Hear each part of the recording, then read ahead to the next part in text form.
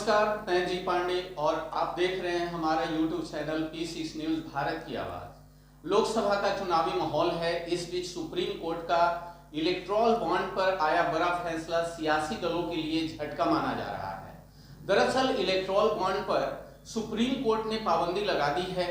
ADR की report बताती है कि बीते 5 वर्षों में 5000 करोड़ से ज्यादा चंदा भारतीय जनता पार्टी मतलब बीजेपी मतलब माननीय मोदी जी को मिला, जबकि दूसरे नंबर पर 900 करोड़ के साथ कांग्रेस मतलब बीजेपी को 5 से 6 गुना अधिक चंदा मिला।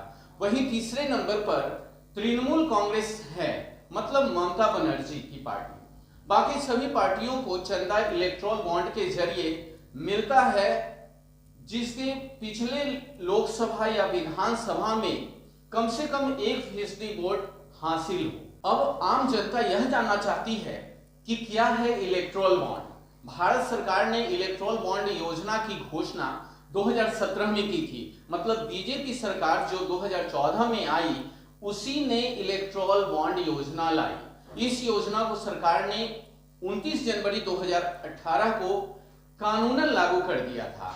आसान भाषा में कहें तो इलेक्टोरल बॉन्ड राजनीतिक दलों को चंदा देने का एक वित्तीय जरिया है। मतलब कोई भी भारतीय नागरिक गुमनाम तरीके से किसी भी राजनीतिक दल को चंदा के रूप में 1000, लाख अथवा करोड़ रुपया चंदा दे सकता है, जिससे कि राजनीतिक दल उस चंदा के पैसा से चुनावी सभा में धूम मचा सके। ये इलेक्टोरल बॉन्ड चुनाव के दौरान जारी किए जाते हैं। सरकार के मुताबिक इलेक्टोरल बॉन्ड के जरिए ब्लैक मनी पर अंकुश लगेगा और चुनाव के चंदे के तौर पर दिए जाने वाली रकम का हिसाब किताब रखा जा सकेगा।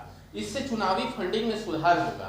केंद्र सरकार ने अपनी जवाबी हलफनामे में कहा कि चुनावी बॉन्ड योजना पारदर्शी है, परंतु सरकार का यह भी पक्ष था कि जनता के पास यह जानकारी नहीं होगा।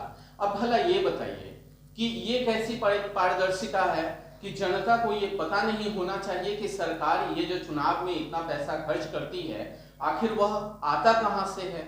सरकार के इसी तर्क को अदालत ने खारिज कर दिया। अदालत ने कहा कि जनता को यह जानने का हक है कि वह जिन राजनीतिक दलों को वोट देती है उनके पास पैसा कहां से आता है और कहां जाता है। संविधान का उल्लंघन है यदि जनता को चुनावी फंडिंग के बारे में जानकारी नहीं दी जाती है। अदालत ने इस मामले में चुनाव आयोग की भी खिंचाई की और सवाल पूछा कि आखिर वह चुनावी बॉन्ड की जानकारी अपने पास क्यों नहीं रखता। खैर, चुनावी माहौल के समय सुप्रीम कोर्ट का यह फैसला राजनीतिक दलों में हड़कंप मचा दिया, लेकिन इस फैसला से झटका सबसे ज्यादा किसे लगा है ये आप ही बता सकते हैं। बहुत बहुत धन्यवाद।